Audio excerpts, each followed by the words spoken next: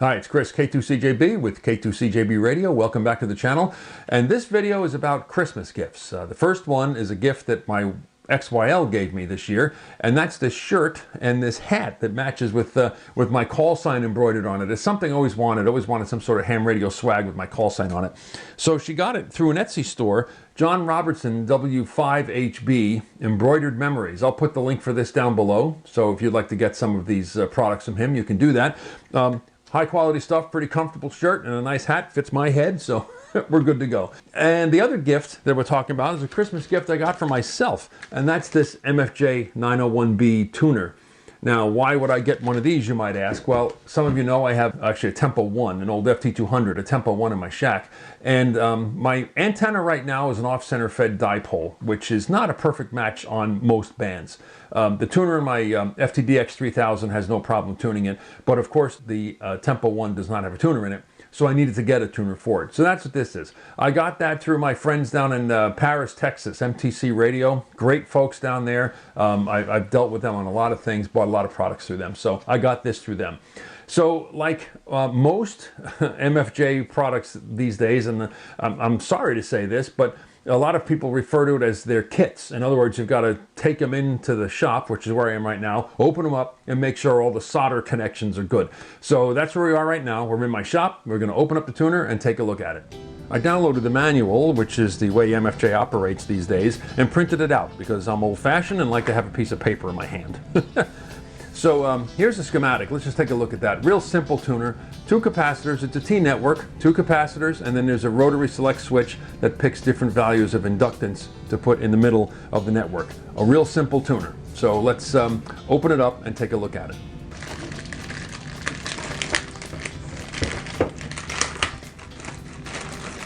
One thing you'll notice on the back of it is we've got that's the input from the radio.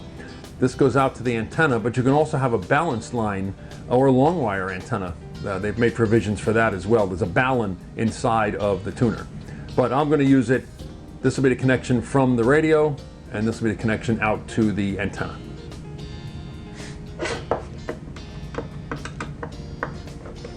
One thing I didn't mention is that where this will get connected, it'll be the output of the radio going to an SWR meter, and then the output of the SWR meter will go to the tuner, and then the output of the tuner will go out to the antenna, because the tuner is really part of the antenna system, and we want to make sure the antenna system is matched to the radio, and that's why we have the SWR meter in between. Okay, well, we opened her up, and let's see what we have. It looks very clean. I'm not seeing any cold solder joints anywhere. Everything looks pretty snug. I don't see any frayed wires or anything like that in it. So yeah, here's the matching coil for the balun. Here's the inductor that gets selected through this switch. And we have 2 capacitors, one on input and one on output. Nice and clean. Looks pretty well built. Okay, let's close it up and hook it up. One of the most valuable tools that a ham can have is an antenna analyzer. Any kind, the MFJ one, the Comet one, I happen to have the Rig Expert one. They all work, and they all give you very valuable information on how your antenna is performing without using your radio as a source. So what we're going to do first is just take the antenna analyzer, run it through the tuner out to the antenna, and see how it looks. First band I'm going to try it on is 40 meters. So right now I have it set to 7.200. I'm looking at SWR. I've set the settings on the tuner to basically 0. There is no 0, but you know what I mean. So let's tune the inductance first, and we'll see things are starting to come in quite nicely. This is feeding an off-center fed dipole. There we go. All right, that seems to want to dip somewhere in there. Then we'll come to this side. And we get ourselves down to about 1.2, 1.3 to 1, something like that. We go back and, oop. No, better than that. A little more. Well, that's a pretty good match in my book, 1.1 to 1 for 40 meters. So now let's try a different band. Okay, so now we're looking at 20 meters. So let's just see what happens. We'll just start turning some controls here. Okay, I'm taking the inductance out. All right, wants a little bit in there for 20. There we go.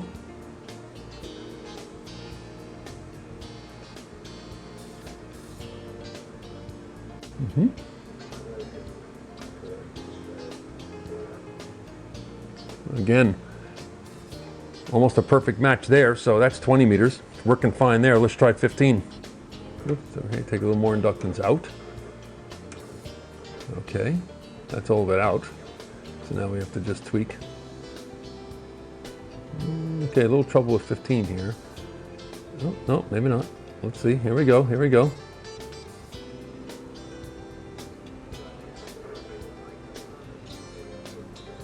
There we go. Look at that. Again, better than 1.1 to 1 on 15 meters. So, hey, for laughs, let's try 80 meters. Let's go the other way. Interesting. Okay, that nothing's happening. But oh, there we go. All right. So now let's tweak. This is like the old days when we used to work with old antenna tuners and trans matches, and that's kind of what this reminds me of. We used to have to tune those all up back in the day, before the days of built-in antenna tuners. Okay, I'm having a little bit of trouble with 80 here. Now that could very well be, because the antenna is 60, oh no, it's 130 feet long. 135 feet, something like that, so it should. There we go, there we go, here it comes. All right, a little bit of extra tweaking here. I don't know if we're going to get it much better than we've got here. Definitely very... All right, so 80 meters we're not really getting a great match on. Looks like the best I can get is 2.2 to 1. Interesting. I would have thought I could have done a little better than that, but I wonder if I do a little more noodling around with things, I might do a little better. But all right, 2 to 1, not great. I don't know if I would use it, but anyway, there we go. What ham radio video would be complete without turning on a radio and seeing if we can make a contact? Now, for the benefit of all my younger ham radio viewers who have never operated a tube radio, here's what happens when you turn them on. Nothing. You have to wait until the radio's warmed up.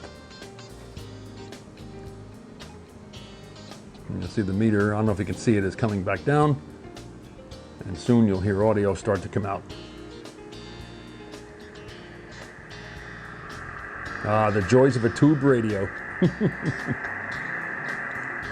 Okay, I'm on 40 meters right now. Now I want you to listen to the audio as I tune some of the controls on the antenna tuner. You can hear the audio going up and down. That means the tuner is tuning the antenna to the radio. Works on receive as well. So. Thank you for the report. And we get into the final. We're going to go. I think we worked as hard as I can. So let's go somewhere and see if we can tune the radio up and see what happens. I found a clear frequency. Here's the SWR meter set to SWR, and I'll just put the radio into tune mode. It puts out a carrier, and you can see that the SWR is high. But now as I start to tune the tuner, make some adjustments on the tuner, you'll see that the SWR will begin to come down.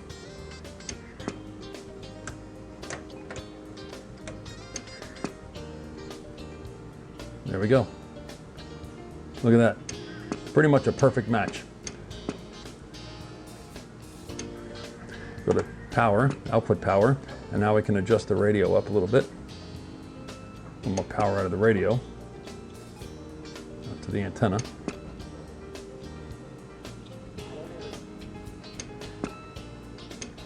And there we have it. 73 volume, the Fraser QIQ. QSDX, Charlie de Charlie Tango. Kilowatt 2, Charlie Juliet Bravo.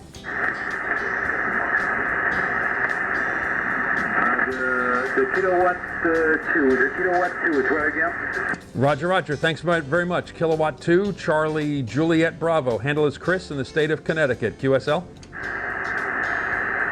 Roger, Chris from Connecticut.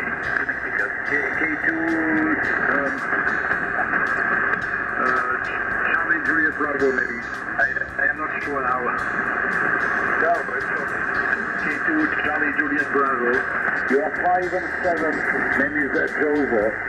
I use 500 battery. You're putting in there. K2 Charlie Juliet Bravo. Charlie the 6 Charlie Tango. Thanks. Well, I would say that the MFJ901b is a good product. Looks like it works for me.